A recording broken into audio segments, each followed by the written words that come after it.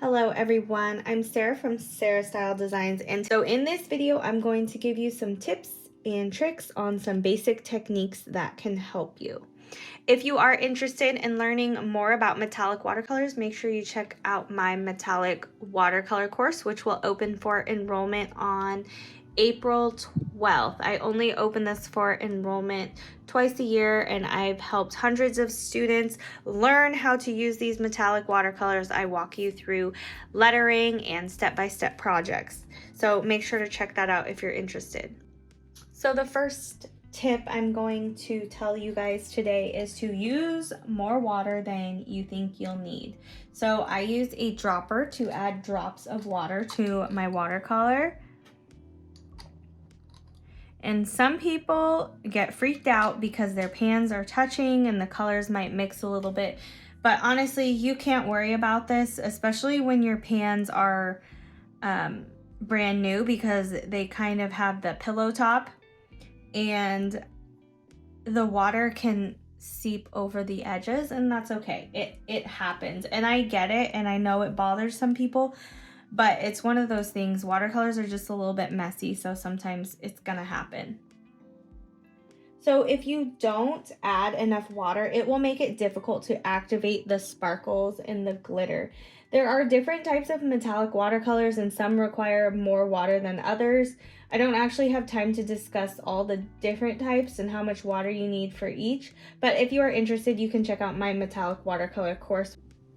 Another tip is to allow the water to sit there and activate. Don't just put the water in and then just assume that your watercolors are ready to use. You have to wait for the water to soak in if you want the full metallic and sparkly effect. Another tip is to not worry on paper if your colors bleed with each other.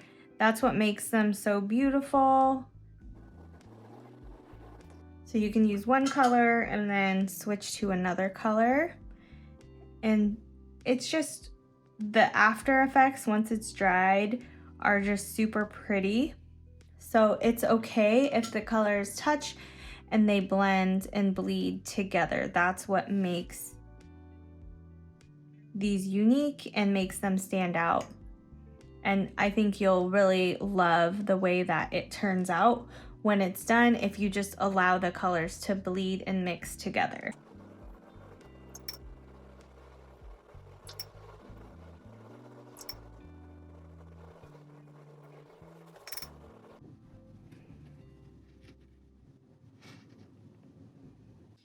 Another tip is to test out your watercolors, your metallic watercolors, on both white and black paper. Now, I get the comment all the time, well, if you can just look at the pan and you can see what color it is, why do you need to swatch them out? Well, the reason why is, for instance, these kinds of watercolors right here that are referred to as like interference watercolors, they look different on white and black paper. So you wouldn't know that just by looking at the pan. You wouldn't be able to tell, oh, these are gonna not show up well on white paper and they will show up on black paper. So it's best to test it out, because you don't wanna prep your watercolors, get started just to find out, I don't really like these, or I don't like the way that they look. So it's always good to test them out.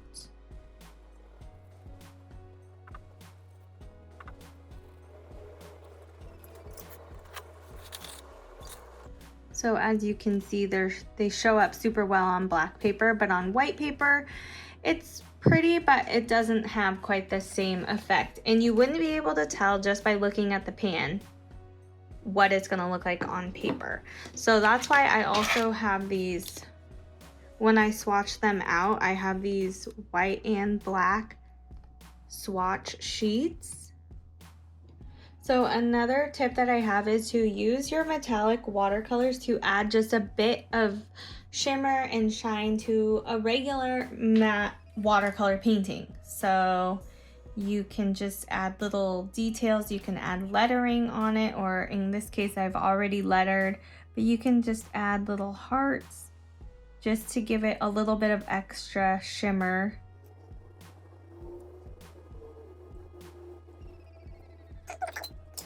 So you can combine the two, matte watercolors, or in this case I used distress oxides, but it really helps to bring out some pop in your pieces.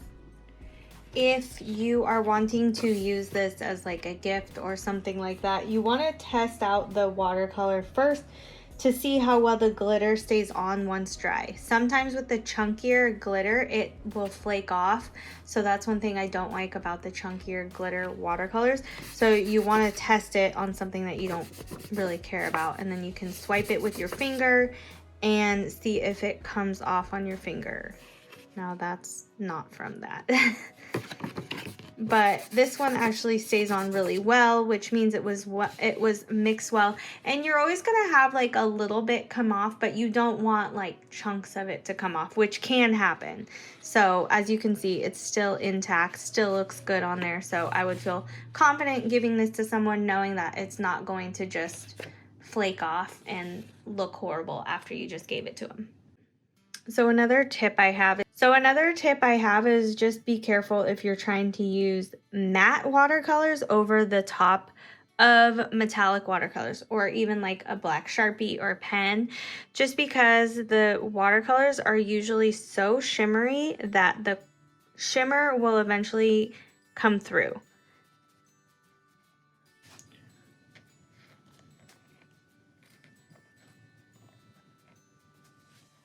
So you can see that the shimmer is coming through. I use a really thick coat right here, so it might be able to cover it and make it opaque.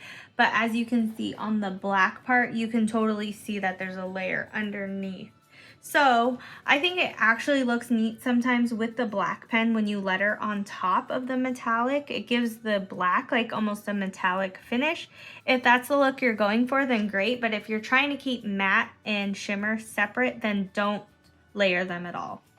So a bonus tip I have and I want to leave you guys with is don't be scared to use these. I used to actually be scared to use mine because they look so pretty and nice when they're all brand new, but they're for you to use. And I used to just get mine, swatch them out, and then put them away, never to use them again. And I don't want that for you.